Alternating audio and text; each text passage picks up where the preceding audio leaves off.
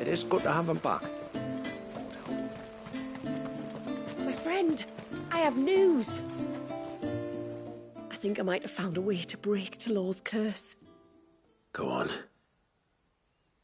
Well, after listening to the village elders and scouring every likely-looking tome in the library,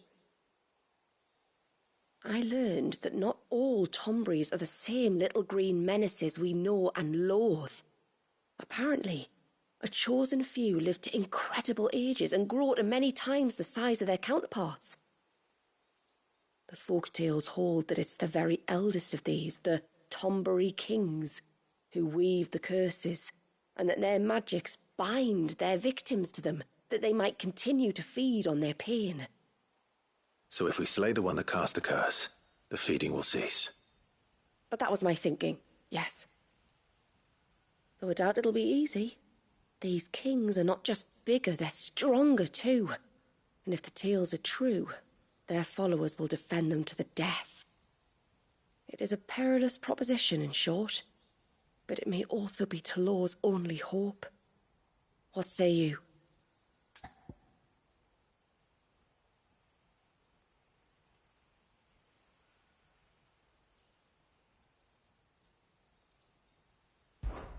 I'll do it. Even if killing this king doesn't break the curse, Mysidia will be a safer place for its removal. Thank you. So then, where will I find it?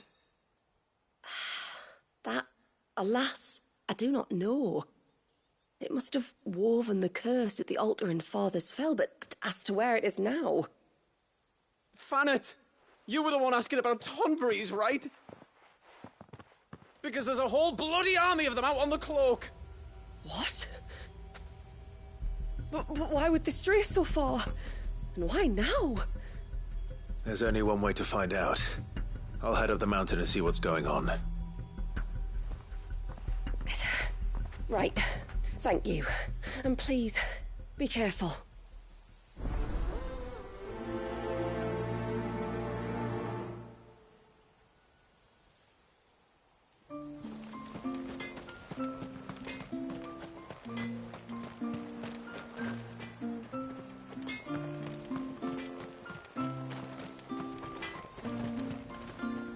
Yes?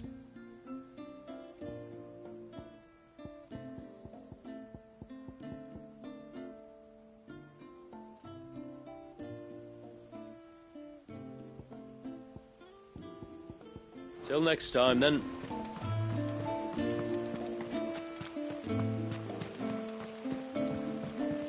This is all we have. May it serve you well.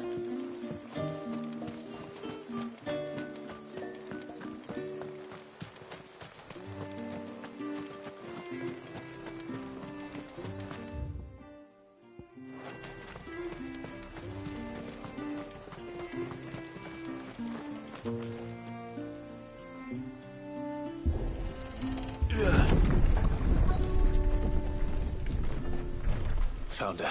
They're almost at the gate. But they won't be coming any closer. Ah!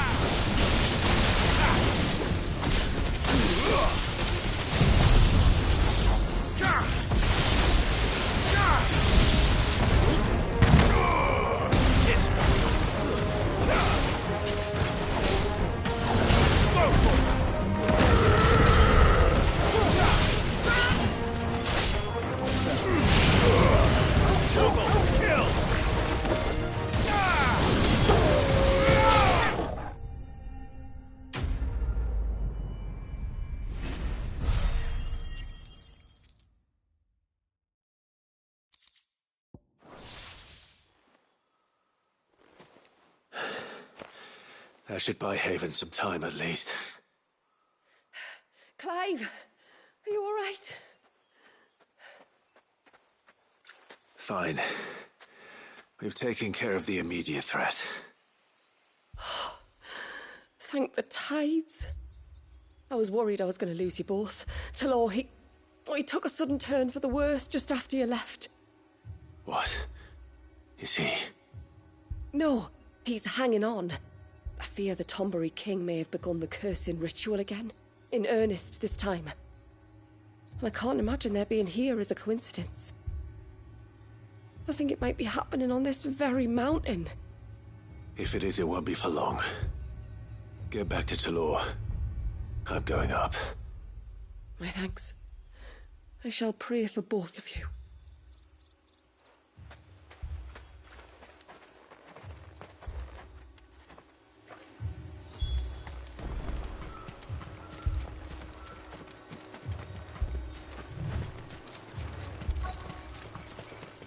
More of them. Come on then. I crave an audience with your king.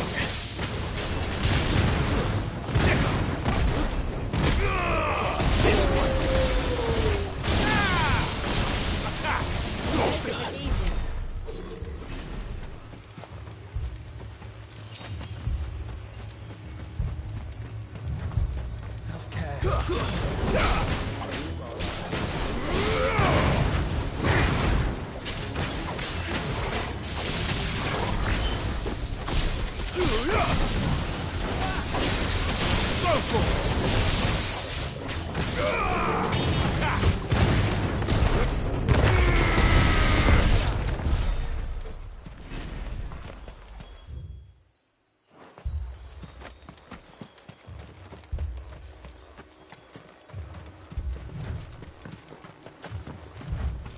Another group.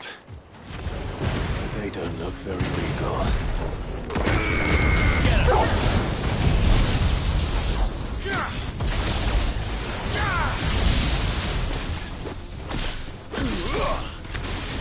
Sick 'em! Go for it! Sick 'em! This one! Attack! This one! Fine display, brother.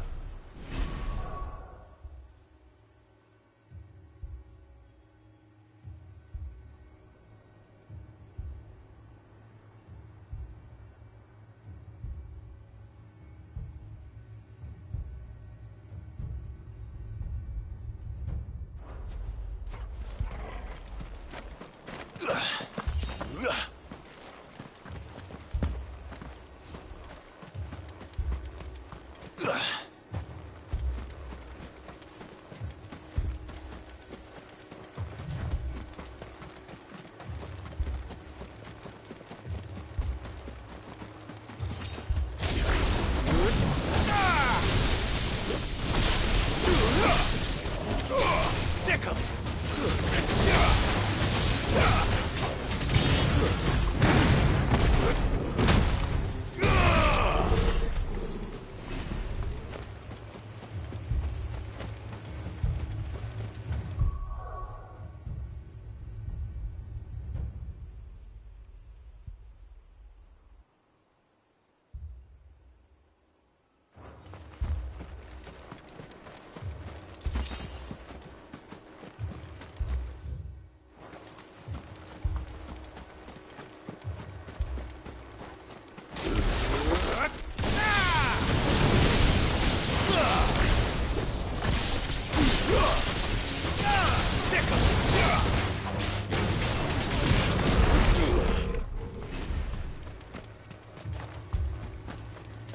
Still no sign of the king. Could Fanad have been wrong?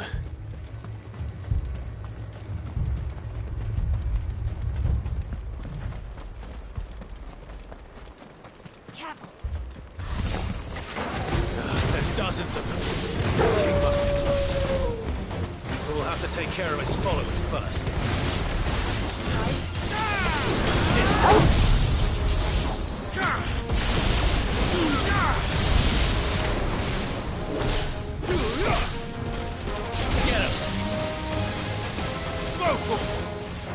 This one.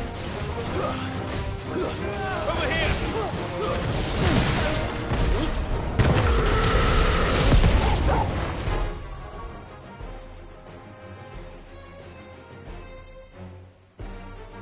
Now that's a lot of Tumbrays.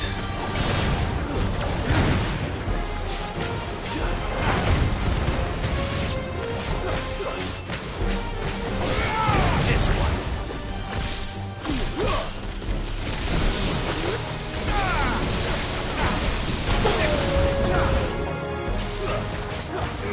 Over here!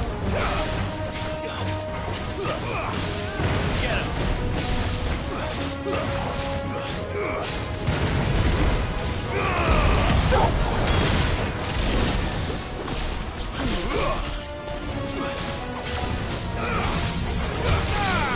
Get him! Too slow. Go for it!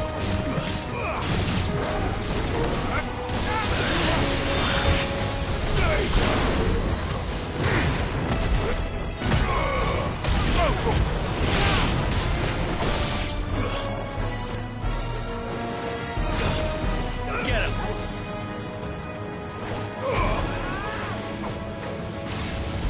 Attack!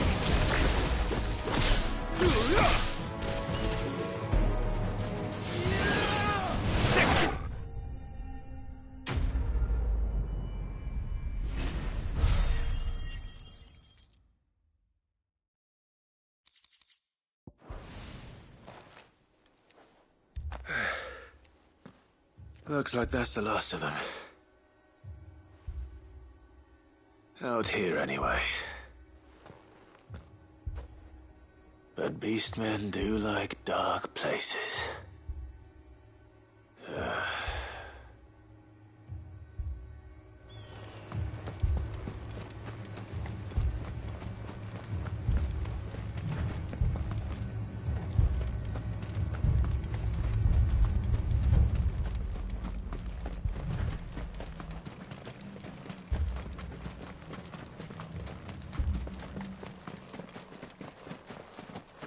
Well, I'll be damned.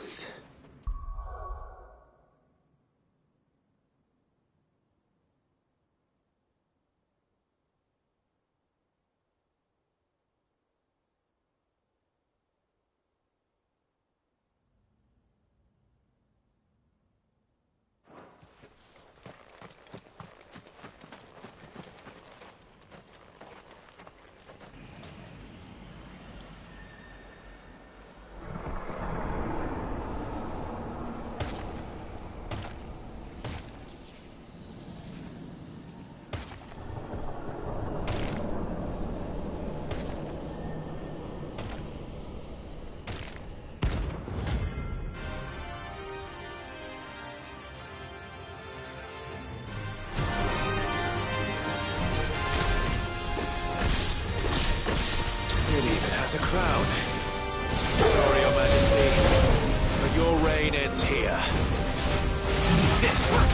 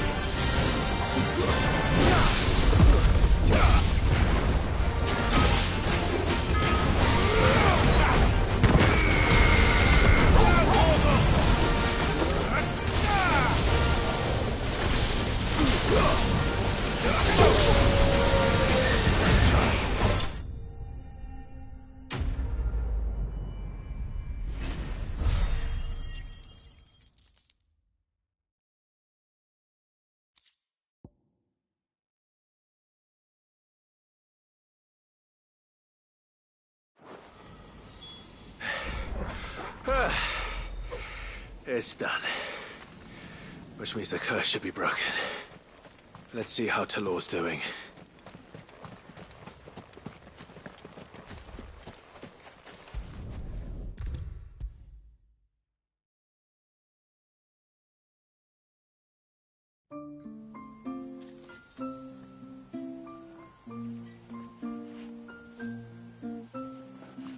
Clive! Is it done then? It is. I was going to ask if there had been any change in Talor's condition, but judging by that smile on your face, I think I already know the answer. You do? Talor! He's back!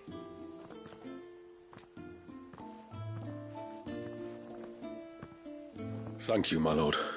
I can never repay you for everything you've done for me. I owe you my life. I'm just glad the curse is lifted. There is one thing I'd like to know, though. If you don't mind my asking. What made you seek the Tonbries' help in the first place? Oh, that, well, you deserve to know. It was years ago now, back in my trading days. The Sons of Greek arrested me in Oriflamme, chained me up in a lightless cell with a great sword hung over my head, ready to fall if I didn't confess. Though they never said to what. I didn't, of course. So eventually they just let me go. And I never told a soul. Tried to forget it ever happened. But then you came along and the sight of your sword brought it all flooding back. I couldn't sleep, couldn't eat, couldn't hardly breathe, and I thought that if I gave my old chain to the Tonbries, maybe they could take all that pain away. All that anger. But it only made it worse. Oriflamme has fallen. And the men who tortured you likely fell with it. If only I'd known, I might have spared everyone a lot of trouble. I'd convinced myself that you were like them, that all outsiders were the same, but you're not. Far from it. Thank you, son. Thank you.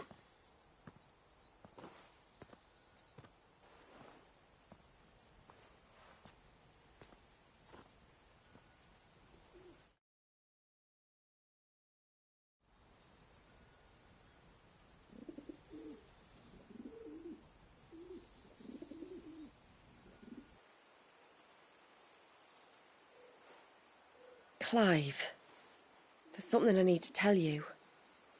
After we parted ways on the path to the cloak, I went straight back to Talor and explained to him what you were doing on his behalf. And just like that, his pain began to fade. What do you mean? Just like that? The Tonbury King would have still been alive. I had to contend with dozens of his minions before I found him. Then perhaps one of them warned him of your coming and he broke off his ritual. Or perhaps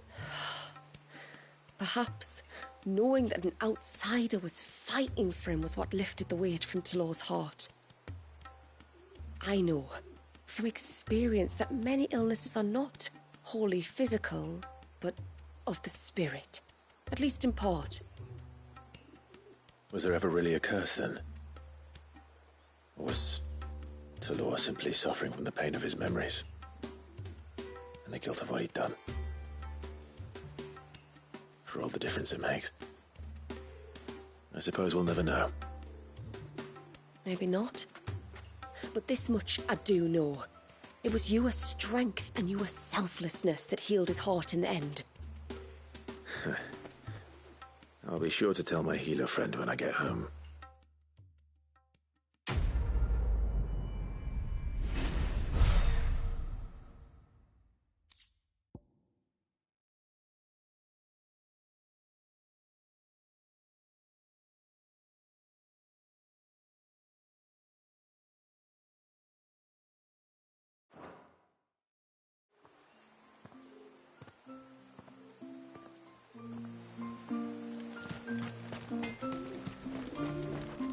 Yes?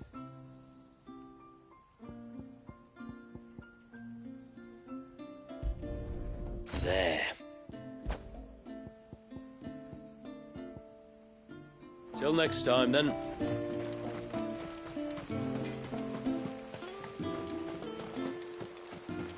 Hey, mister, over here. Please, mister, you've got to help us. The village is in danger, and if someone doesn't do something... you should have seen it. Stop. Take a deep breath and tell me everything. Starting with your name. Sorry, my name's Eirik. When you went up to the Ereval with Miss Shula, I followed you. You could have been killed. Lady Shula told us you lot were great warriors, so I thought I'd be alright if I stayed close like. But then I lost track of you in the woods, and that's when I saw it. Saw what? A great, big, dripping, drooling monster. Spitting out great spouts of water it was, that were tearing up the ground and cutting down trees. Spouts of water? I don't recall seeing anything like that in the forest. Well, I did, and I don't ever want to see it again. You'll get rid of it, won't you?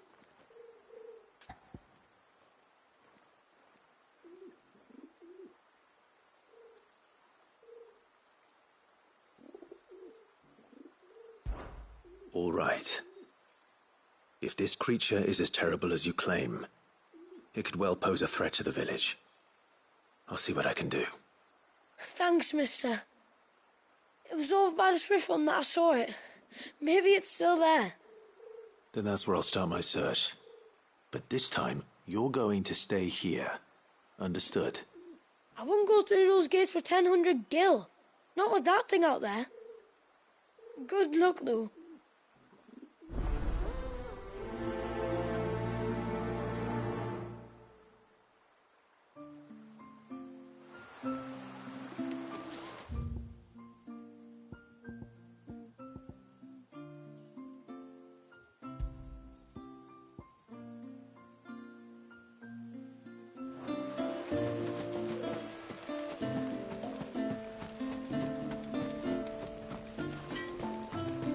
It is good to have him back.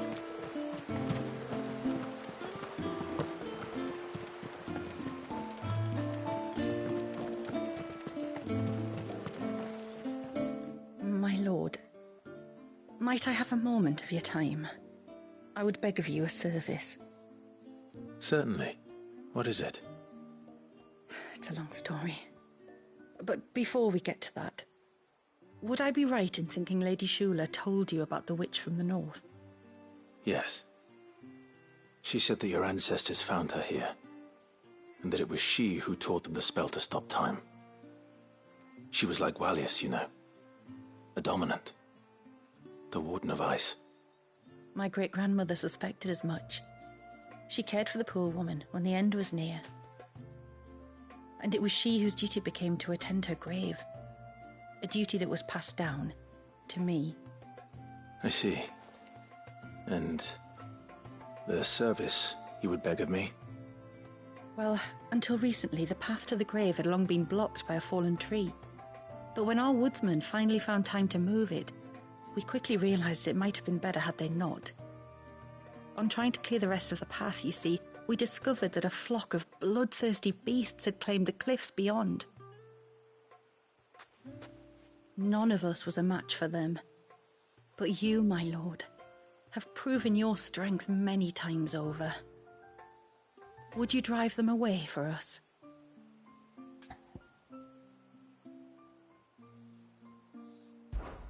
Of course.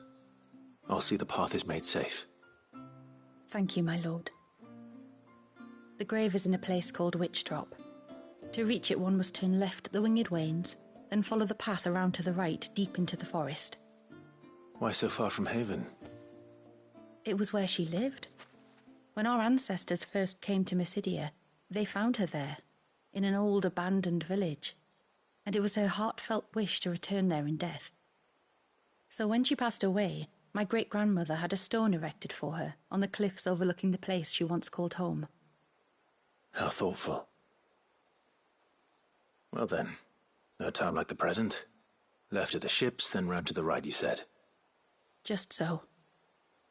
Thank you once again, my lord. I will join you at the grave anon.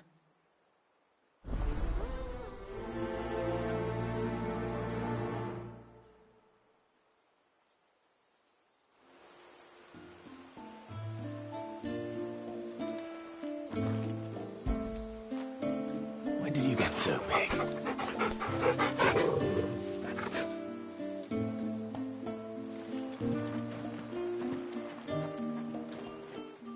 You wouldn't happen to have some time on your hands, would you, Clive? Only I was wondering if you might help me with something else. Don't tell me. Another unruly dominant. Not quite, but a dangerous foe nonetheless. It promises to be quite a hunt. Care to join me?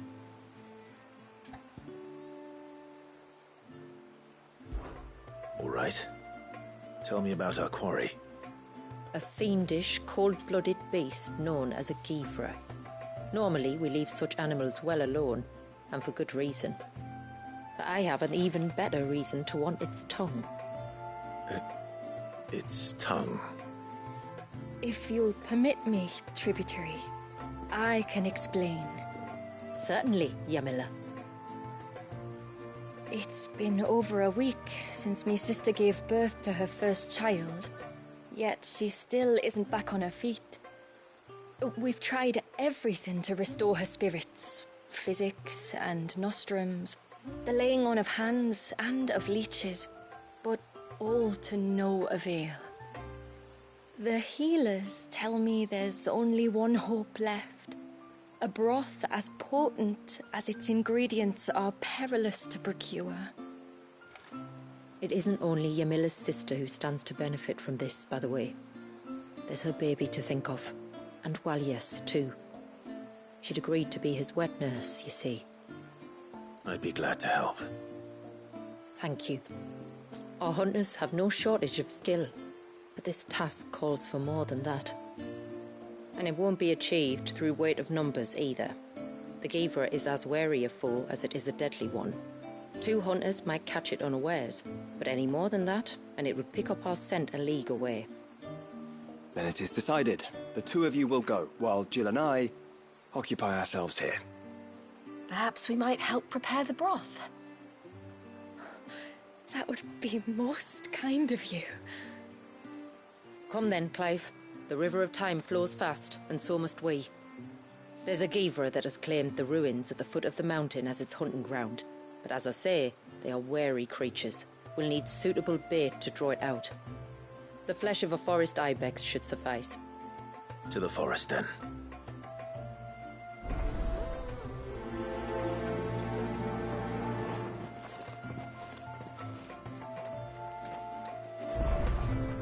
There's nothing a Givra loves more than a fat haunch of ibex.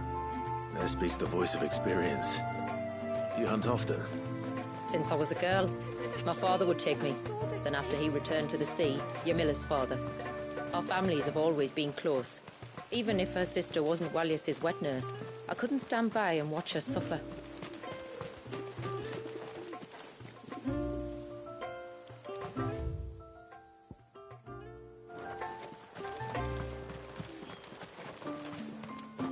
A storm for the ages.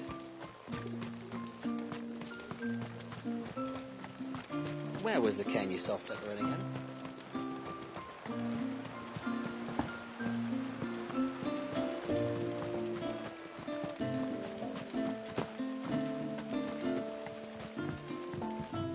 This is all we have.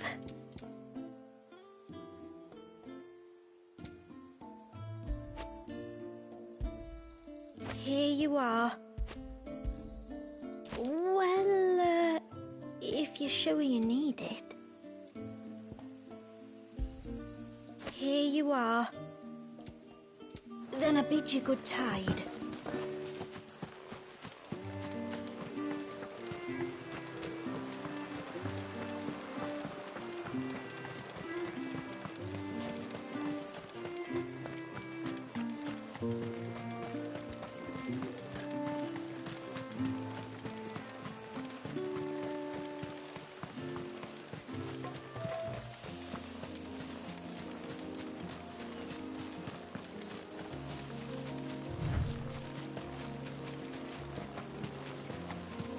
Where will we find them? Further in.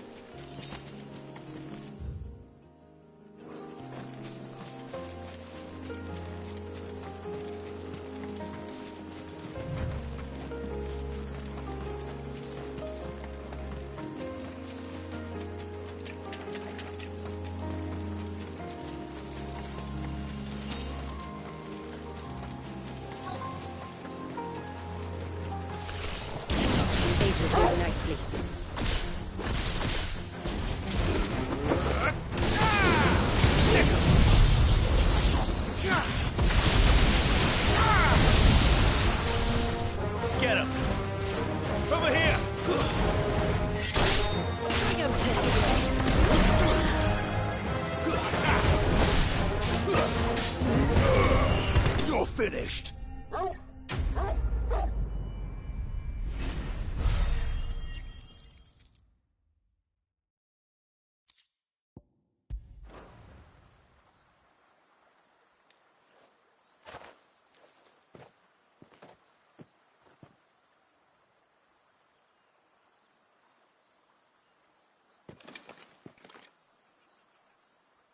Return to the sea, and to the clouds rise again.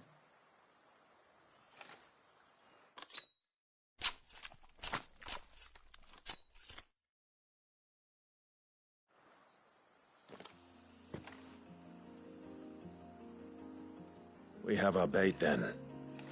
What next? Next, we pay a visit to the Dark Gate to pick some local weed. It'll help disguise our scent.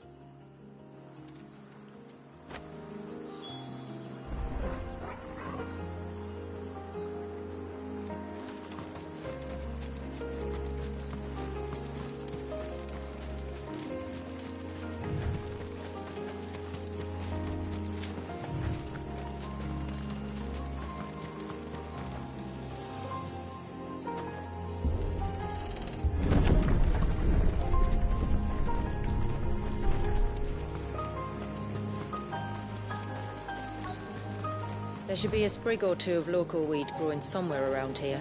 Look for the golden leaves.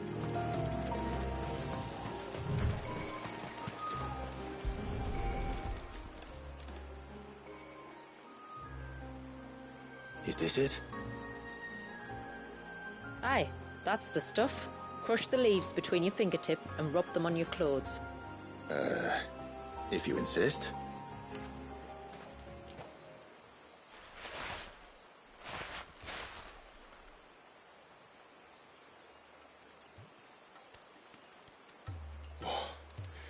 You could have warned me about the smell. Like corruption, isn't it? We'll have an honor guard of flies before long. But it'll stop the Givra from noticing us. Its nose will tell it we're nothing but a feast for worms. Oh, I feel so much better. We can wash it off afterwards. If there's one good thing about the Givra choosing the ruins for its hunting ground, it's that there's plenty of fresh water nearby.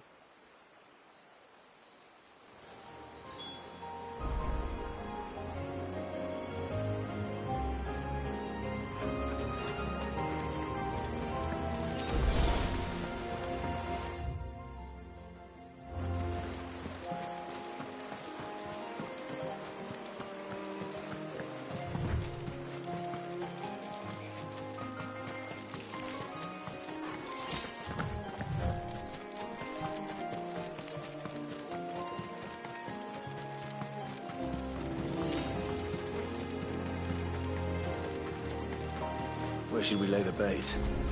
Gavers are creatures of habit. Look for some sign of its passing. It's sure to return to the same place sooner or later.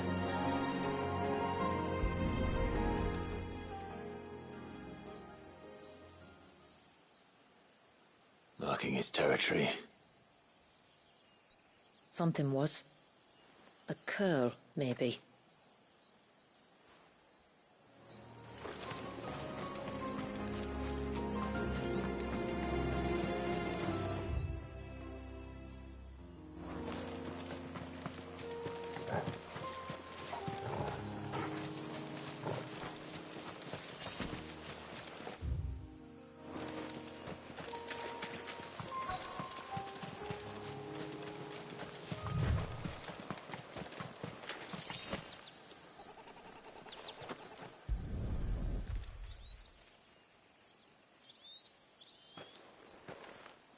Tracks.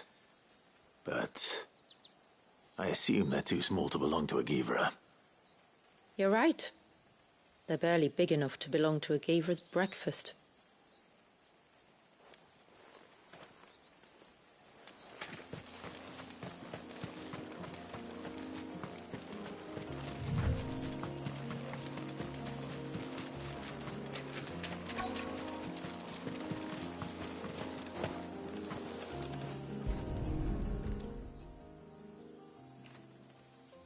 A fresh kill.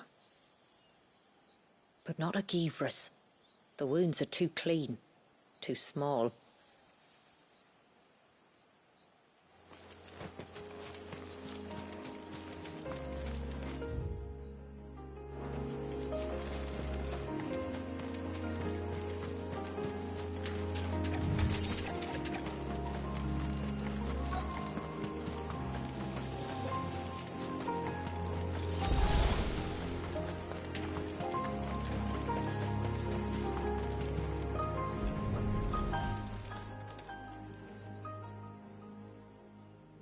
These look like a predator's tracks. You can clearly make out the claws. And not just any claws. These belonged to a Givra. There's no mistaking them. We'll lay the bait here. Let's hope our friend is hungry.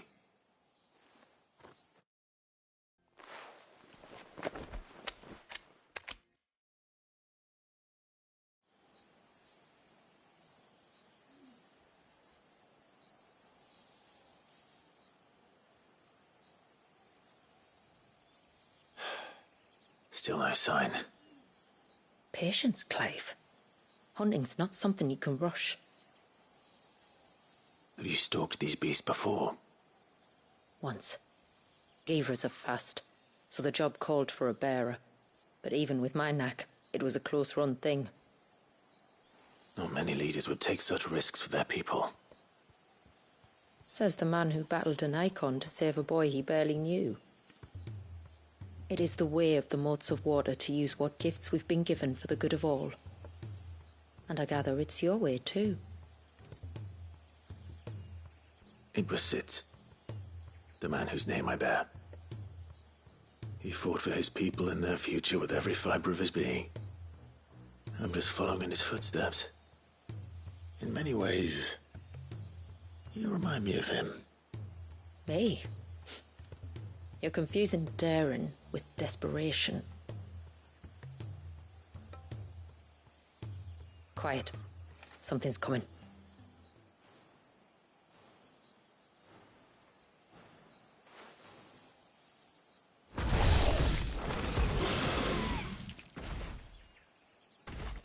Our guest has finally arrived.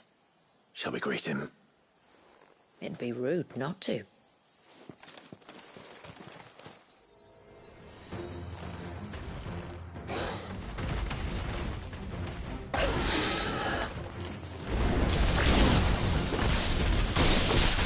Don't let it escape.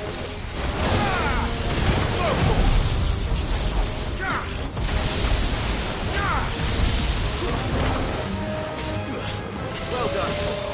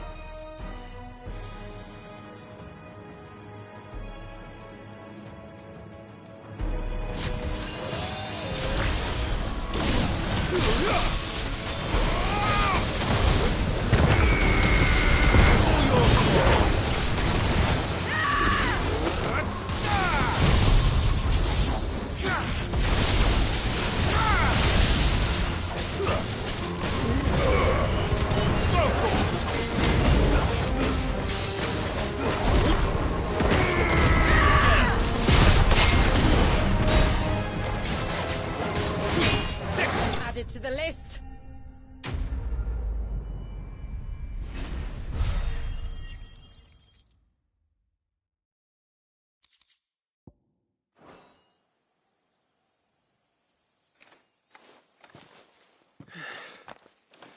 You weren't exaggerating when you said they were dangerous.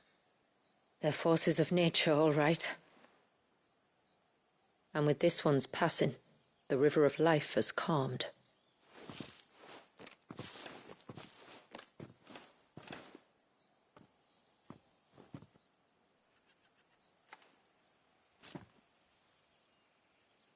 O roaring torrent, son of storms, may your spirit run free in the open ocean.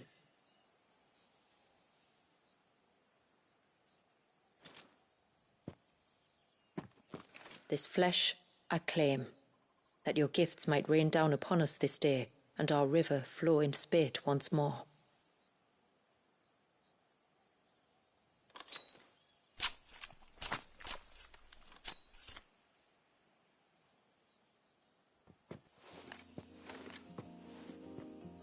Well then, let's return to the village.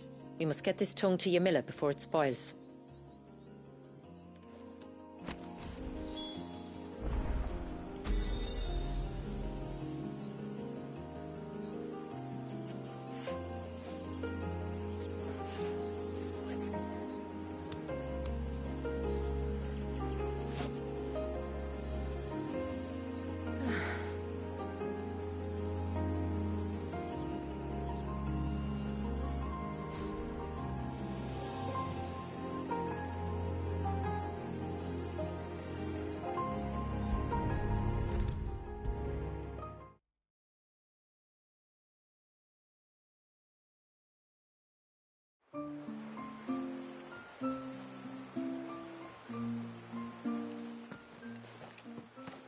Tributary, my lord.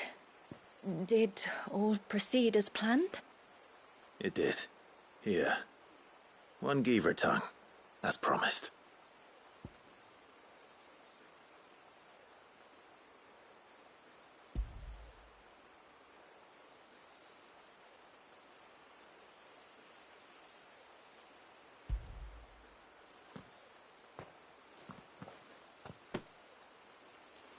Oh, thank you.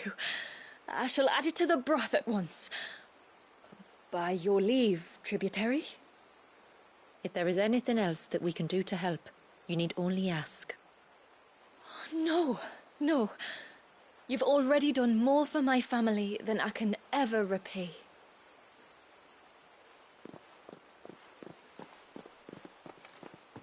Just as you have, Clive, for my family. I only regret that I have nothing to offer you in return but my gratitude. It's more than enough. Besides, I'm no less grateful to you. For what? For welcoming my friends and I into your midst. For showing us how your people live. For reminding me that the world we strive to create, where bearers can live alongside their fellow men in peace and comfort, is no mere fantasy. I'd hardly call it comfort. Every day is a struggle. Though we do at least struggle together, it's true. As must we all. I only ask that you remember the cost of using your gifts as a bearer. I know that you feel it's your duty to do whatever you can to help your people. But you have a child to think about now. And Wallis has lost enough. I shall bear that in mind. That's all I ask. Oh, and if there is anything else that we can do to help, well, you know. Thank you. Truly.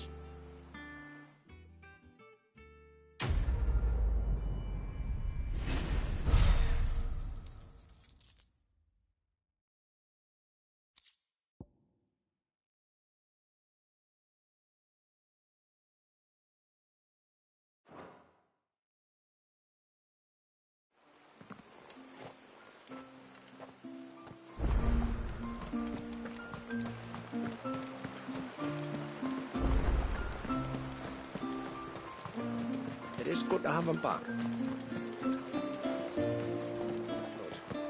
We don't.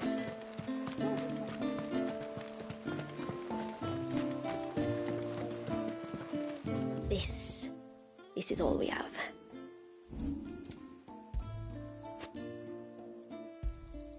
Well, if you're sure you need it.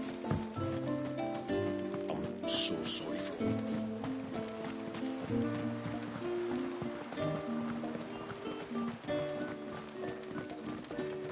Where was the cane you saw flickering in?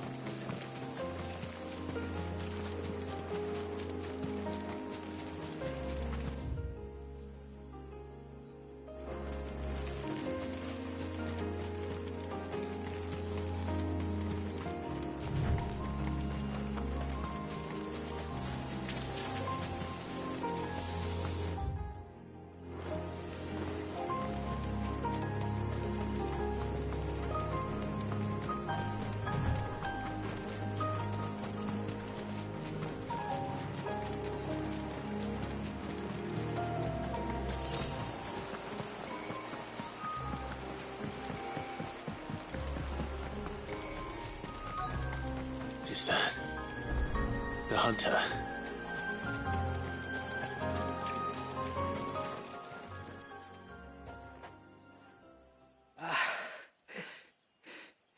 It's you.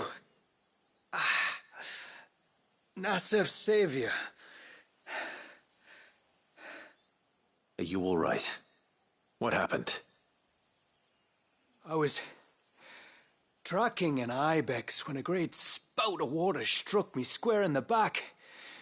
Sent me flying all the way across the clearing. Did you see what made it? No. All I heard was a noise. An ear-splitting din.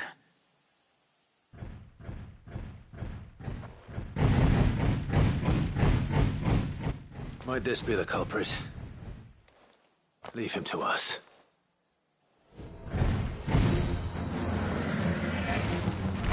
You've caused enough trouble.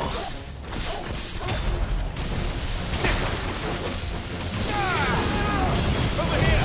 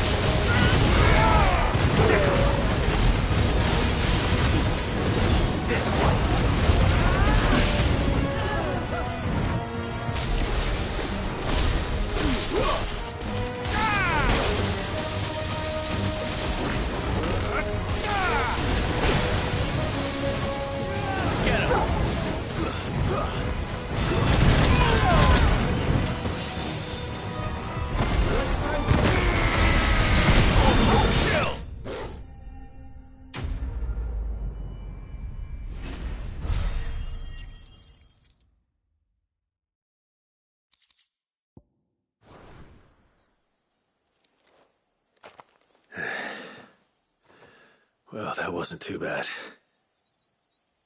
Hardly a threat to the village, but you can't blame the boy for being scared.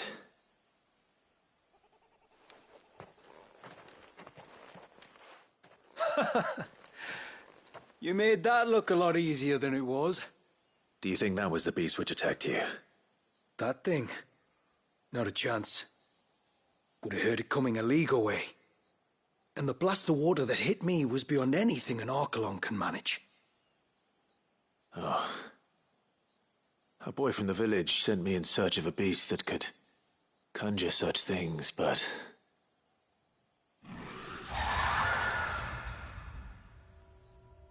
That's it. That's the noise I heard. Sounded like it came from the ruins. I'll go. You head back to Haven and see a healer. That's better.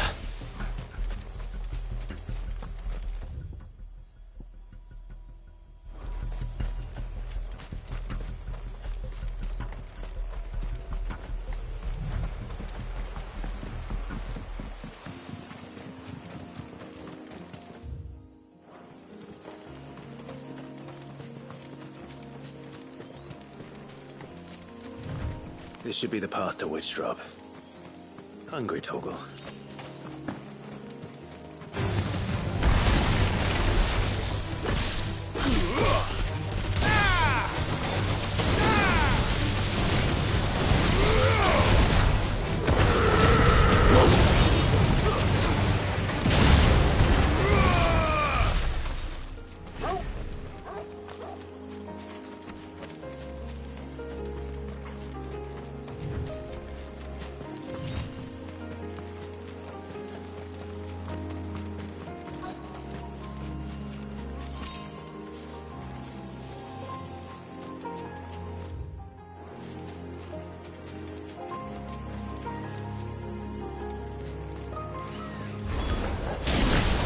Here's our welcoming party.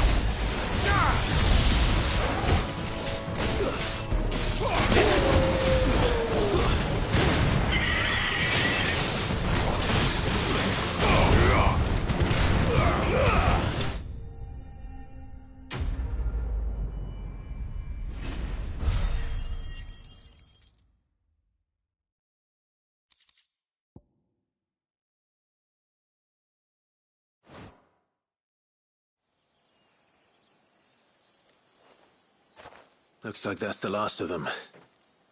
Now, where's the grave?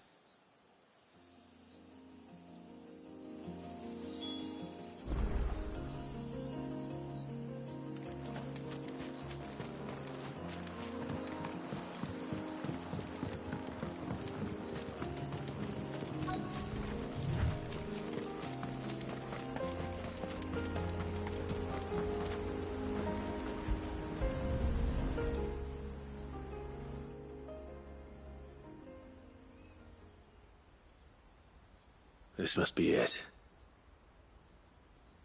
My lord, thank you for making the path safe again.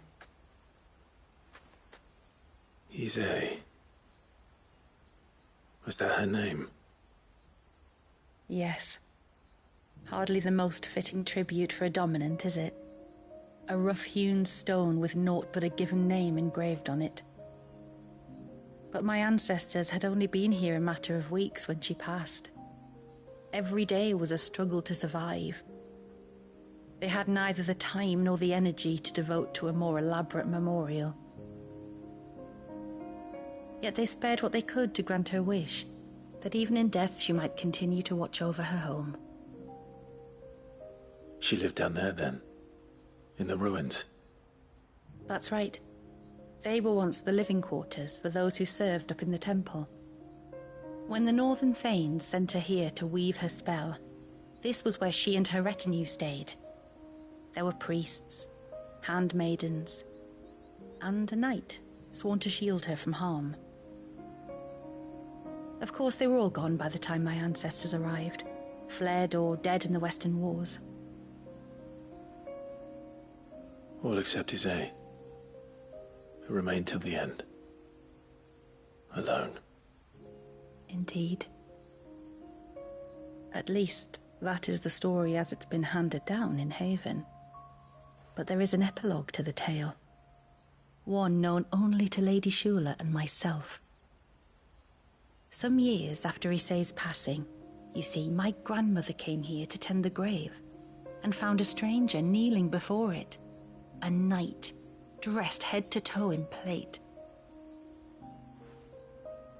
She asked of him who he was and whence he had come, but received no answer. The only words he spoke were, "Tell me true, whose grave is this?" So she told him of how her people had met and cared for Isay, and how she had died. His only reaction was to stare up at the air of hours in silence.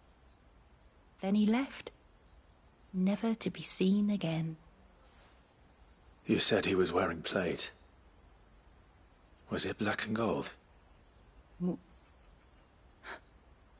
you know something of him? When we went up to the Air of Hours to unravel the spell, we were set upon by a shade in the shape of a knight in full plate. It manifested in front of the Vare, and in its ether, I felt Shiva, the witch. You think this may have been the same man my great-grandmother met? Isay's knight? I don't know. Maybe. All I can say for sure is it was intent on protecting her creation. Or perhaps her spirit. What remained of her ether, preserved in the Vare. Perhaps his spirit too became enraveled in her spell, frozen in an eternal vigil. Till we ended it. If the shade you fought was Isay's knight, then ending it was the greatest gift you could have given him. Now he can return to the sea, to be with his lady once more. And if his spirit should ever return here to visit her grave, I shall ask his name, that I might carve it in the stone next to hers. That they might be together. Once and for all.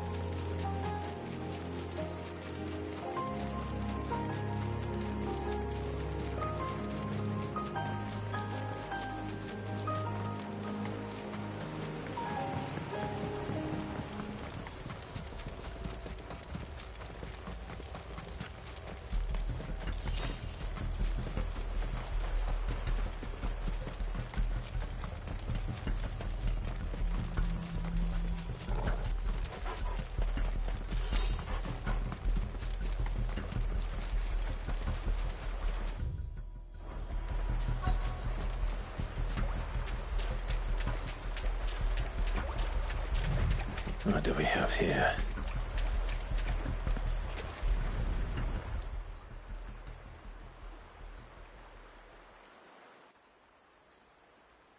Found her. Something's been busy. Whatever this creature is, it's out for blood.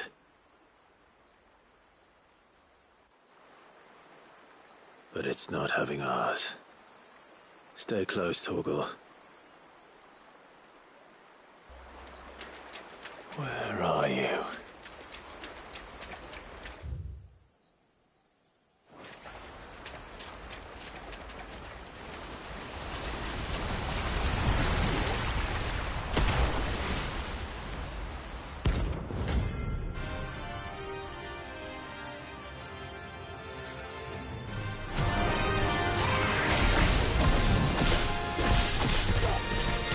Fragment of Wallius's rage.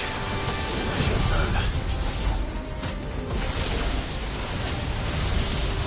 Time to put you to bed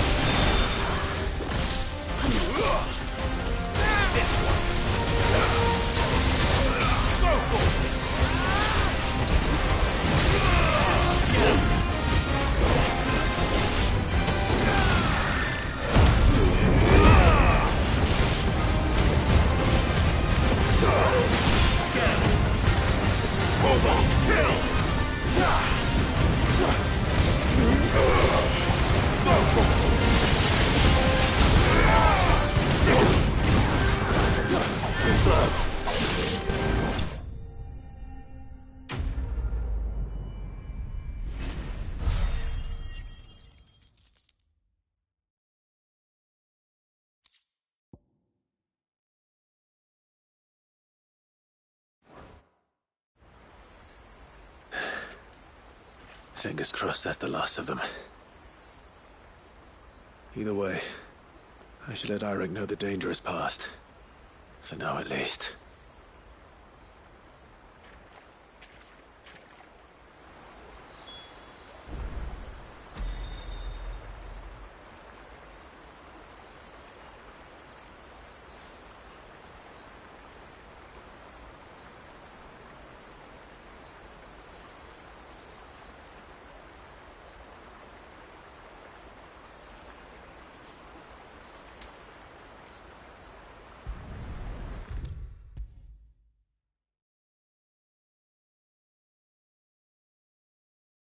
How many times do we have to tell you? You're not to go out into the woods alone. But I wasn't alone. You're back.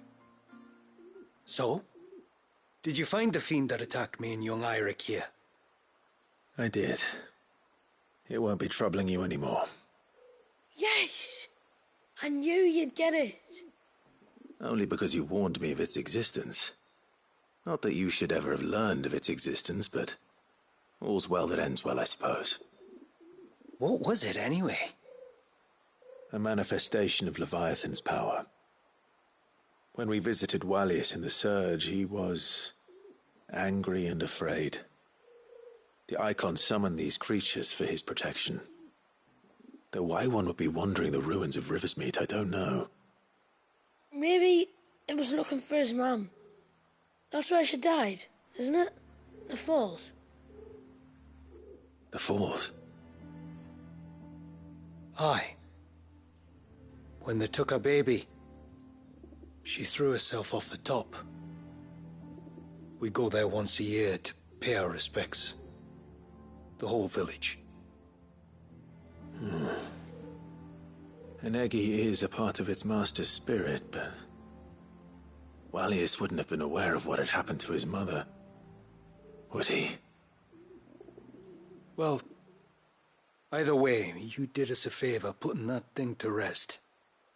Us and Wallius. Thank you. Aye. Thanks, mister.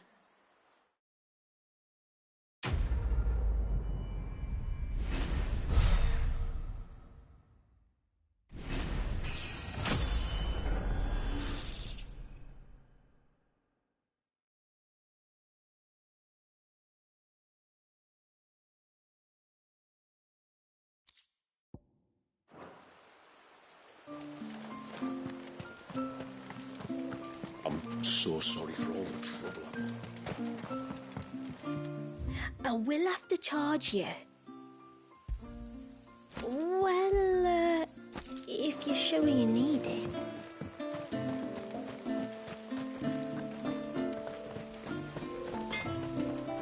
What is it you want?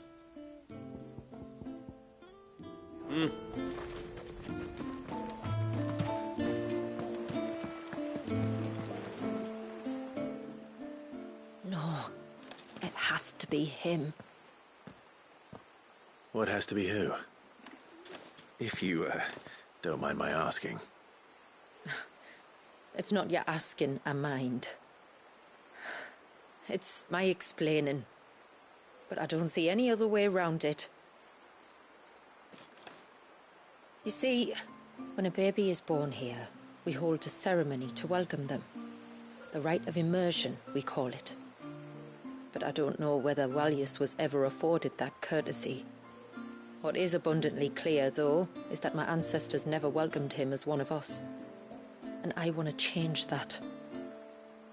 The problem is, the ceremony requires 3 ministrators.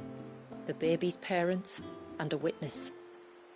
As tributary, the role of witness would normally fall to me. But being Wallius's closest living relative, I must play the role of mother. So you want me to serve as witness in your stead? That's right. A witness must be a trusty guardian, ready to steer the child through the stormy waters of life, and on to tranquility. Which is why I thought of you.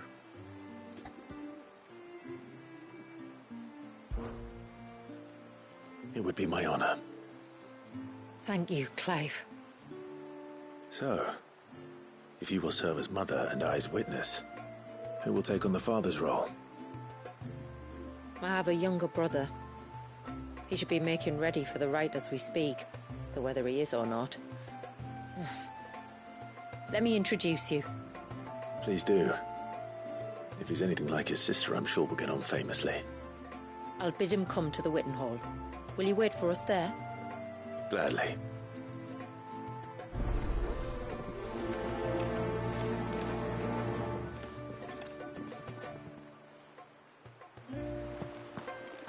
It is good to have him back.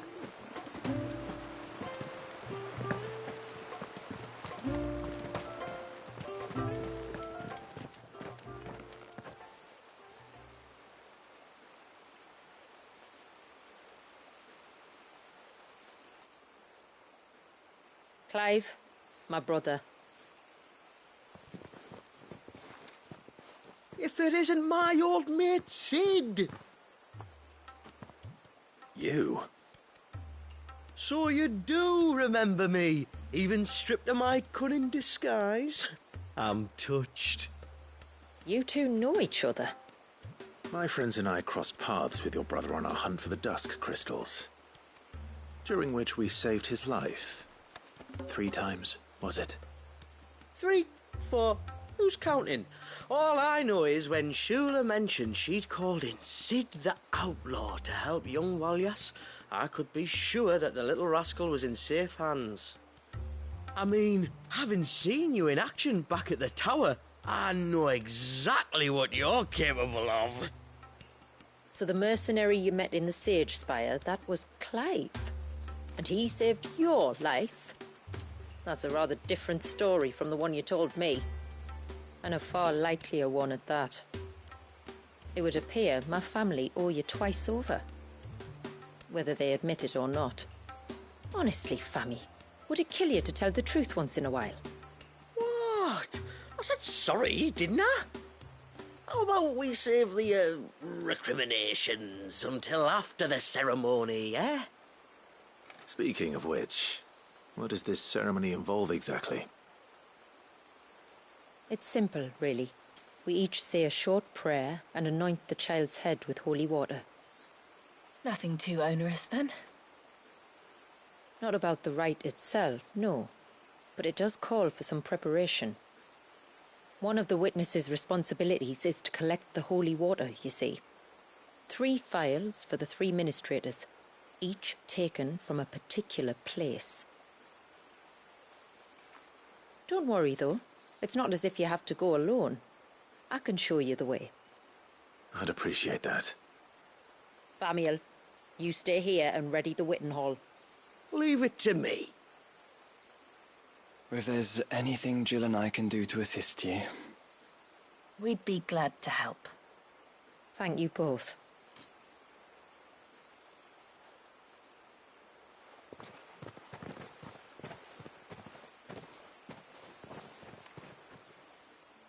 All right then, let's get started, shall we? There are 3 types of holy water that we must collect. The water of the mountain, of the river, and of the sea. We take the water of the mountain from the spring atop Maiden's March. The water of the river from the course that flows through the ruins of Riversmeet. And the water of the sea from the shallows of Tailwind Bay. Here are the phials we'll be using in the ceremony. I'm ready to leave whenever you are.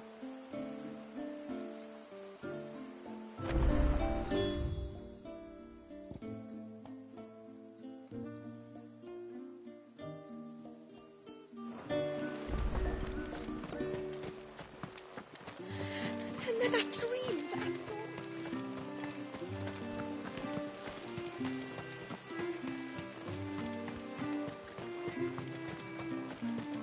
A storm for the ages, that was.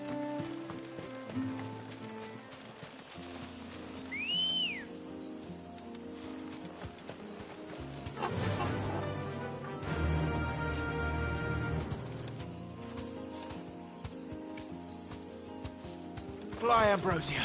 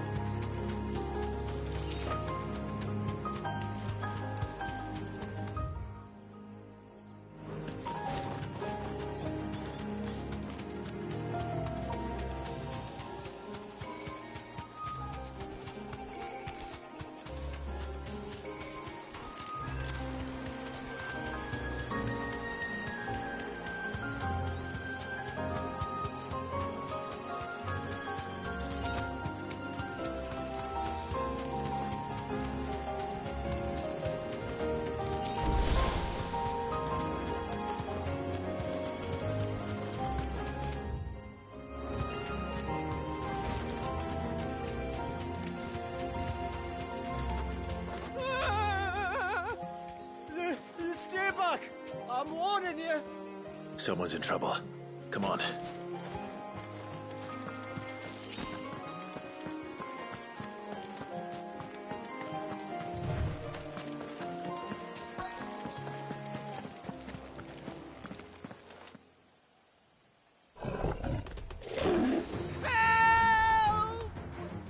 Help? What help? Nobody's coming to... Help? We're here to help.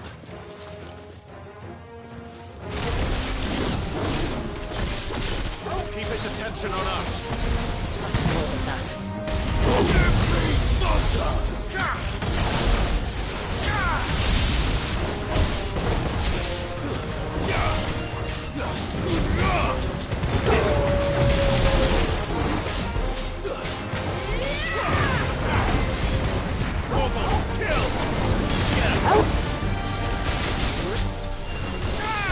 Over here!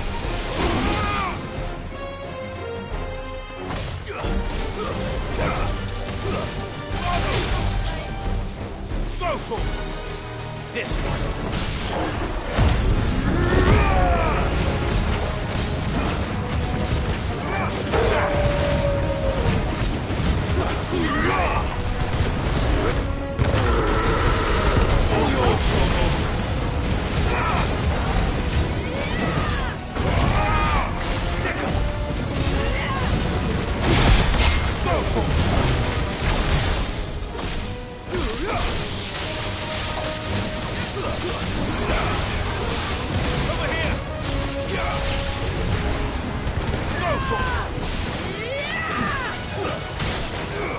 This one. Nice try.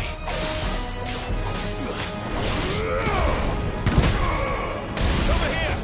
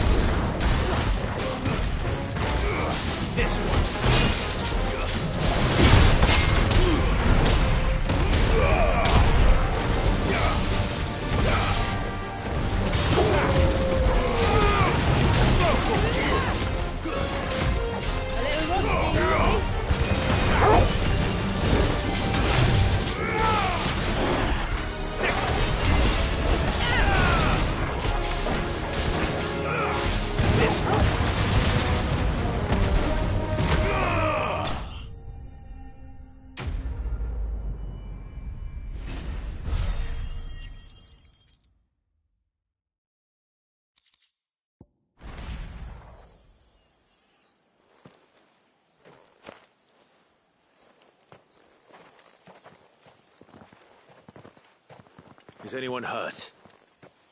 Oh, Sid! Thank all the clouds in the heavens you came. You saved us. Again! Would you two care to explain what you're doing up here? The chief sent us to fetch incense for the ceremony. So the Witten Hall smells nice for the little Ben. You mean to tell me you braved this den of deadly beasts for some tree sap? You don't have to do everything he says, you know. Or if you must, at least have the good sense to ask one of our hunters to accompany you. We're sorry. It's fine.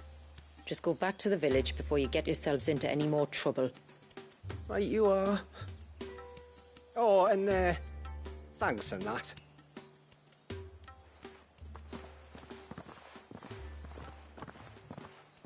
Remind me to give my brother a cuff round the ear when we get back.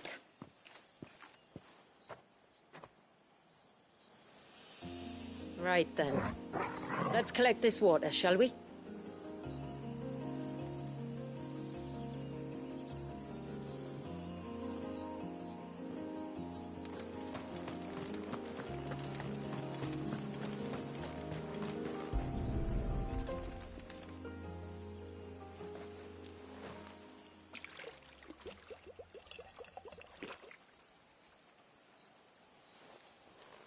The rain that falls on the mountain emerges here, in these springs.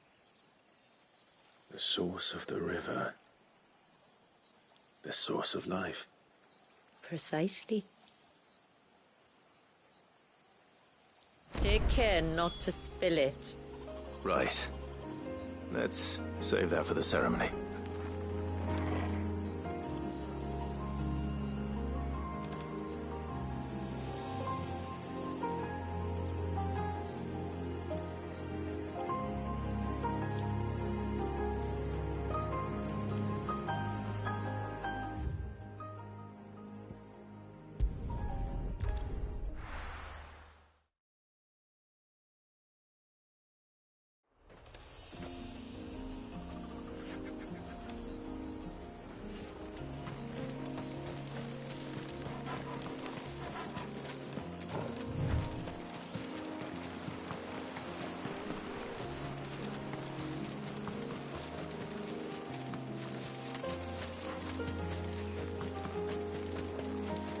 We can collect the water of the river from here.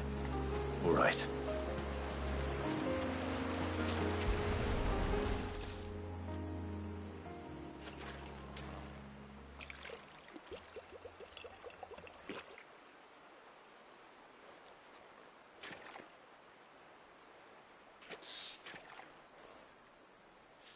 The water of the river represents life. It is constantly moving, constantly changing.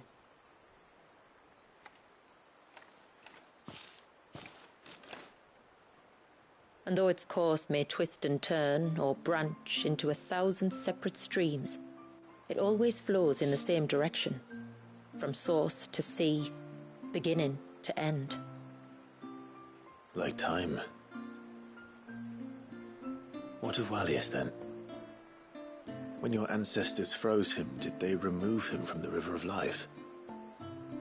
They did. Like an ice-bound pool that didn't thaw for 80 summers. But now he's free to flow again, to live. And you and I shall flow with him, for we are all but drops of water in the great River of Life. I find that thought oddly reassuring. Go on.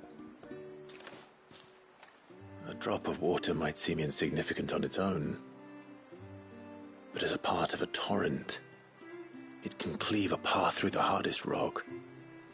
It makes me believe we humans might just stand a chance. I believe we might. Just one more file to go then. Nearly done.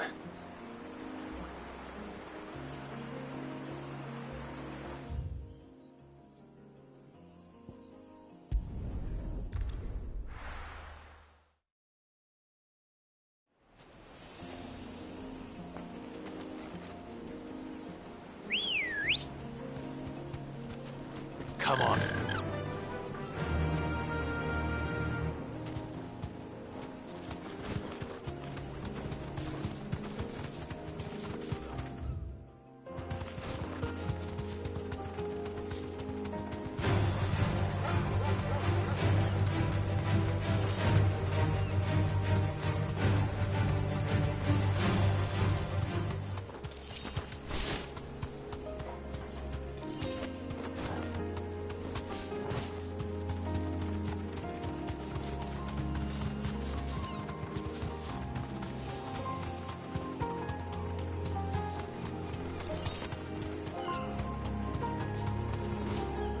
This path leads down to the coast.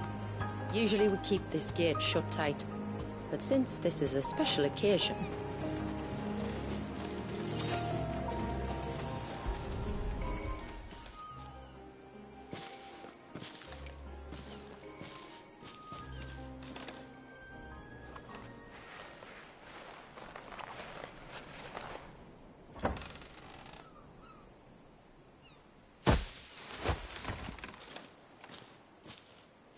Thank the tides the weather held. This place can be treacherous when the waves are high. If it weren't for the holy water, no one would ever come down here. I'll be sure to watch my step.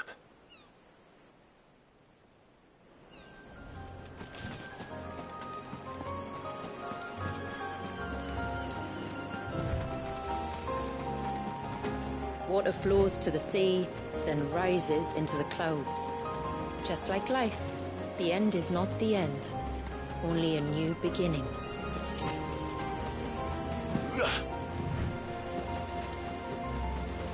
My ancestors chose this place because it was where the first boat landed. And it's a good thing they didn't land closer to the surge. Quite.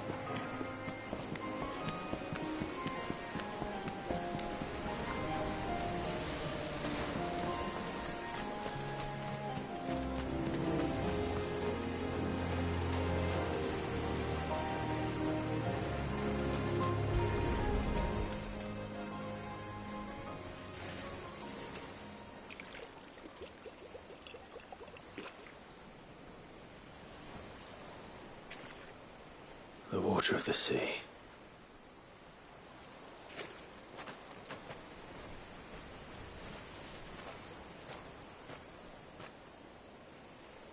I still can't help but be awed by it. Oh?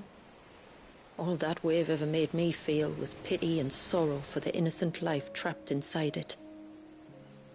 The child my great-grandfather sacrificed to try to change his people's fate. It was wrong, an unforgivable sin.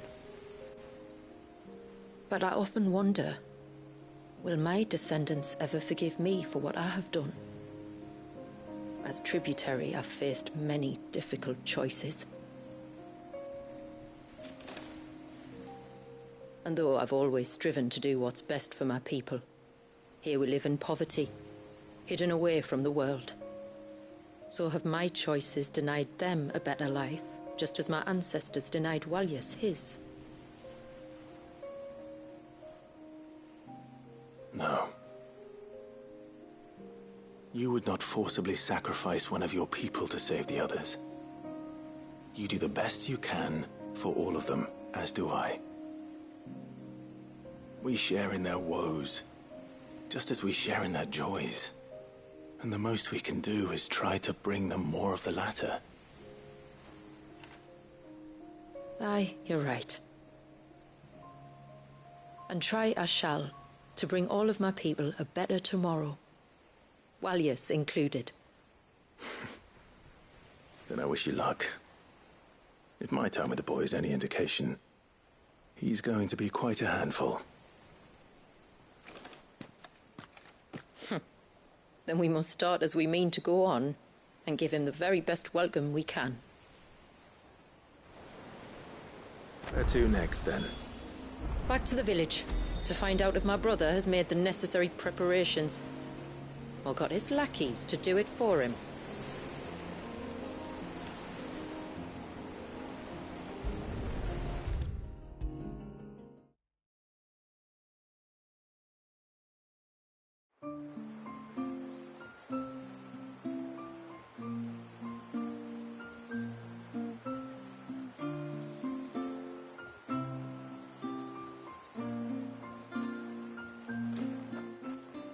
We have the holy water. Is everything else in place? All ready to go. Told you could count on me. Then let us begin. Famiel, have your men summon everyone to the Witten Hall. Right you are. Ashula, wait. I don't know the words. Don't worry. There aren't many of them. We'll have time enough to practice before people arrive.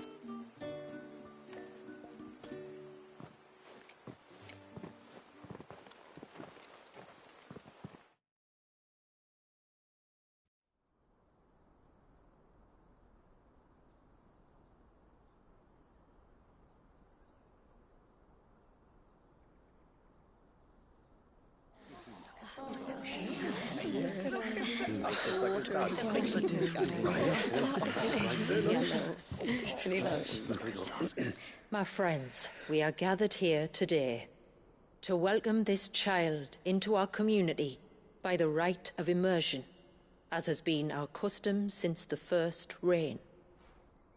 As tributary, I would normally perform the rite with the child's parents, but Walyas's mother and father returned to the sea long ago.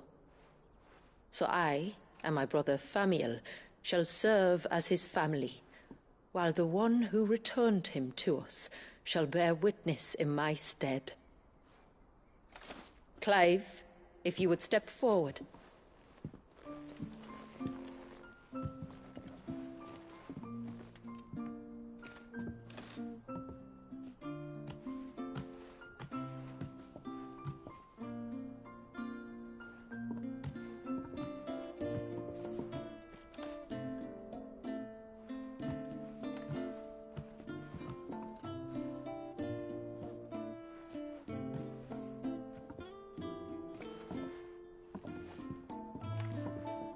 Like the rain that falls on the mountains tall, are we born.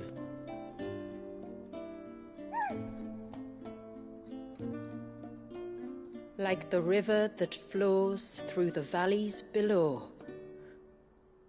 do we live.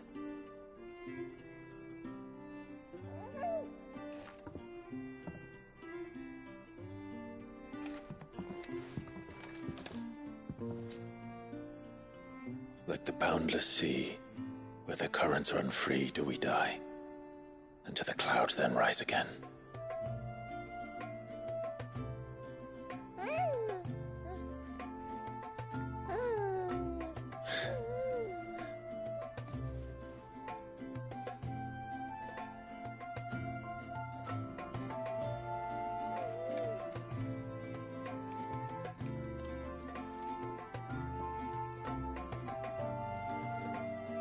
The circle of water is the circle of life, and today from the heavens falls rain anew.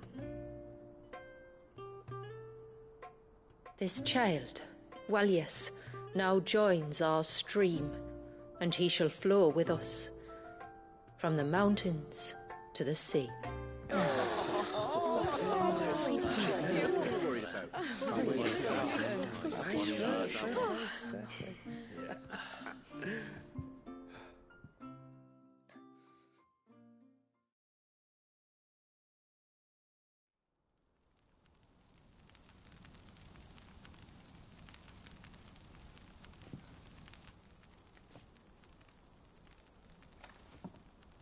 You played your part to a T, Clive.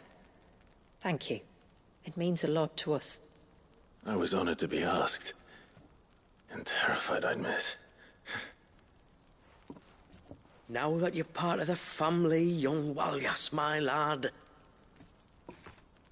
Uncle Samuel can teach you the ways of the world. Oh no, he can't. Eh? Don't be so hasty. Your brother's knack for self-preservation might serve him well. Ha! You are never going to let me live that down, are you?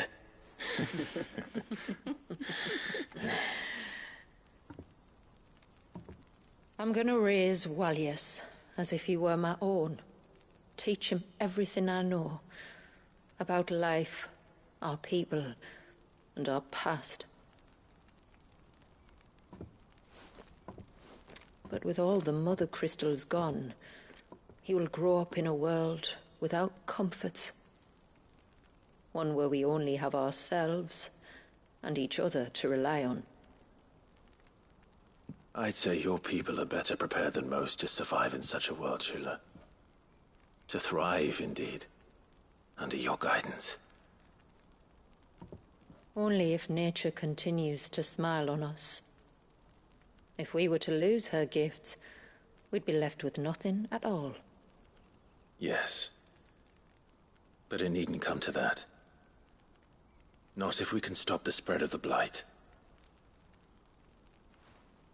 So long as we can save a single patch of soil, we can plant the seeds for a new world. One where we can all be free. Perhaps then we might finally be able to step out from behind our curtain, eh? Till that day comes, I wish you good tide. Thank you. We should be on our way. Well, you be careful out there. Aye, you steer clear of trouble now. Likewise.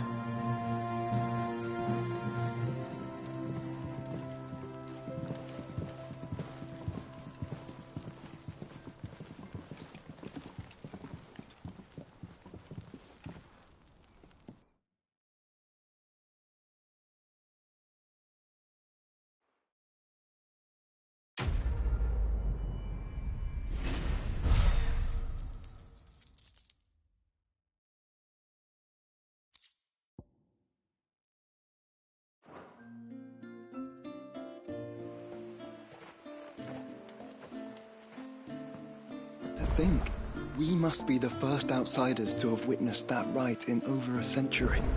Wallius has been waiting for it for nearly as long. He seemed pleased to be finally rejoining the family. Now all we have to do is save that family. To change our river's course.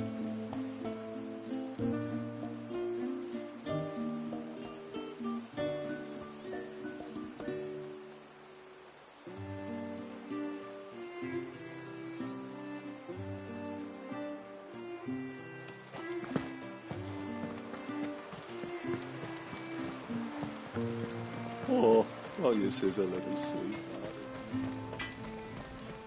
Reckon my steel's just as good as any. Can't be done.